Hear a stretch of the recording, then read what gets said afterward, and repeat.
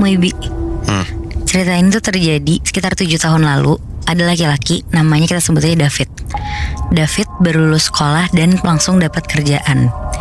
Dia dapat kerja di pabrik, dan di pengalaman kerjanya yang pertama ini, dia tuh langsung kena teror suster ngesot. Anjing. Kejadiannya itu di Bandung sekitar tahun 2017-an. Jadi dia tuh kerja di pabrik yang udah berdiri sejak tahun 1958. Di pabrik itu tuh ada security, sebut aja namanya Pak Robi. Pabriknya ini tuh punya 3 gedung. 2 gedung di depan ngadep ke jalan raya, dan 1 lagi tuh di belakang, namanya gedung 2. Nah, gedung 2 inilah yang katanya tuh angker. Pengalaman mistis David di pabrik ini, kejadiannya tuh pas dia baru kerja kurang lebih 1 bulan lah di pabrik itu.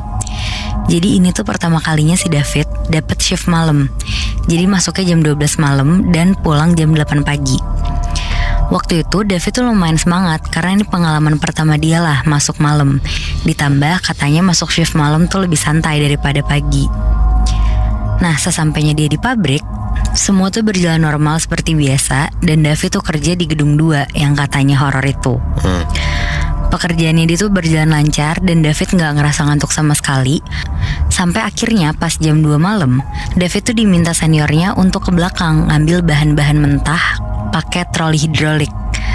Troli hidrolik tuh kayak troli yang warna kuning gitu loh, tau gak? Iya. Karena ada salah satu alat yang lagi gak bisa dipakai, jadi akhirnya pakai itulah dia. Akhirnya David bareng sama satu seniornya, laki-laki, umurnya udah 50 tahunan. Terus mereka jalanlah ke belakang.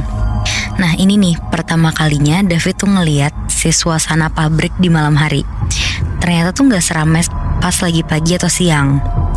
Terus juga beberapa tempat di pabrik itu ada yang sengaja dimatiin listriknya. Mungkin kayak untuk hemat listrik, dan beberapa mesin juga mati di sana. Pokoknya si David nih ngerasa auranya tuh beda deh pas malam. Dan sesampainya dia di belakang, David ngambil barang-barang yang dia butuhin tuh. Nah di sini nih Muibi, si David ngedenger suara yang agak aneh. Dia tuh kayak ngedenger ada suara orang lagi nyeret sesuatu gitu. Kayak ada sesuatu yang diseret di atas tanah, dan sumber suaranya tuh dari belakang gedung.